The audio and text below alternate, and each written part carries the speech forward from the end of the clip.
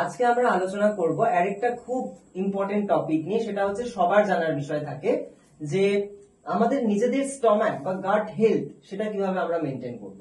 গাট health সবার কাছেই একটা বিশাল বড় একটা ভাবনার জায়গা, কারণ যা কিছু রোগ জীবাণু সব ওখান থেকেই তৈরি হয়েছে। আমরা বলতে পারি গাট মানে কি, যেটা থেকে গাট ব্রেন অ্যাক্সিস কথাটা আসছে, মানে দুটোর সাথে দুটোর ম্যানেজমেন্ট কিভাবে তারা কাজ করছে সেই বিষয়টা আসছে। তো সেটা নিয়ে আমরা পরে আলোচনা করব, ওয়ার্কশপের ব্যাপারটা।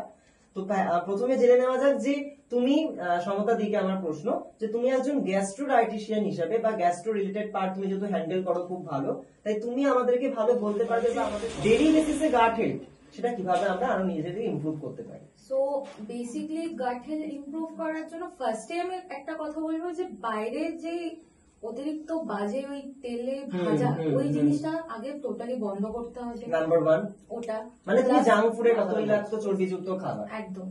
আর হচ্ছে তার থেকে বড় কথা হচ্ছে হাইলি প্রিজারভেটিভস অ্যাডিটিভস রয়েছে, প্রিজারভেটিভস রয়েছে, প্যাকেটের পেছনেই কিন্তু সব মেনশন করা থাকে। আমরা হয়তো কেউ, কারণ প্যাকেটের পেছনটা পড়ার তো সময়ই নেই, আমরা তো খেতেই ব্যস্ত। যেমন ধরো নর্মাল যে কোনো খুব পপুলার বিস্কিটেও পেছনে যদি কেউ ঘোরে ইনগ্রেডিয়েন্টসটা পড়ে, সেখানে কিন্তু পাম অয়েল বা পামোলিয়ান অয়েল বা এডিবল ভেজিটেবল অয়েল এই সব লেখা থাকে। তো এই জিনিসগুলোকে যদি গাট হেলথ বেটার করতে হয়, নিজের গাট হেলথ না শুধু ওভারঅল হেলথ যদি বেটার করতে হয়, তাহলে সবার আগে এই ধরনের প্রিজারভেটিভস অ্যাডিটিভ দেওয়া ফুড গুলো বন্ধ করতে হবে। বাইরের জাঙ্ক অতিরিক্ত অয়েল, কারণ এইগুলো হচ্ছে হাইলি সুগার প্রোডাক্ট। আর আমরা জানি যে সুগার থেকেই কিন্তু ব্যাকটেরিয়া ভাইরাস এগুলো বেশি বাড়ে পেটে। সুগার বেসিক্যালি বিভিন্ন ধরনের ধরো ব্যাকটেরিয়া বলো বা কোনো ফাঙ্গাল গ্রোথ এগুলোকে ফিড করে, আর কিছুই না। এবার আমি বলবো না যে সুগারটা মানে এটা নিজের থেকে খারাপ, সুগার ইটস নট ব্যাড। এবার আপনি কি ধরনের সুগার নিচ্ছেন সেটার উপরে ডিপেন্ড করে। যদি হাইলি প্রসেসড সুগার নেন তো সেটা তো রিফাইন্ড সুগার নিলে আপনার সেই ক্ষতিটাই হবে।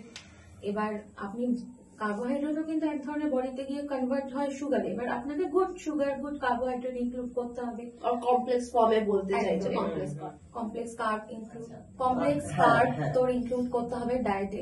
প্লাস হচ্ছে যেরকম ভেজিটেবলস সিজনাল হোক বা লিফি হোক, যে কোনো আমরা কোনো সময় বলি না যে তুমি খুব দামি সবজি এনে খাও তবেই তোমার নিউট্রিয়েন্ট পূরণ হবে। আমি বলবো না যে অ্যাভোকাডো যেটা সবার এখন বেড়ে যেটা আমাদের মার্কেট আভেলেবল চলে এসেছে, আমাদের অমরহ, যেটা আমরা আমাদের সব সময় খেতে পারবো, সেইগুলো অ্যাভেলেবল ভেজিটেবল।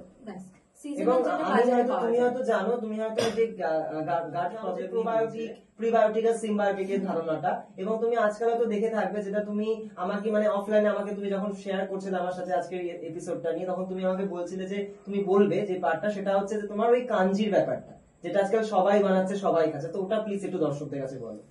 এবার হচ্ছে এই যে কাঞ্জি, এখানে অনেকে সেটা প্রোবায়োটিক বা প্রিবায়োটিক ড্রিঙ্কস বলে কিন্তু শেয়ার করছে, বাট আপনারা যারা খাচ্ছে তারা ইটস ওকে ফাইন, আমি বলছি না ওটা যেহেতু একটা ন্যাচারাল জিনিস ইটসেলফ খারাপ।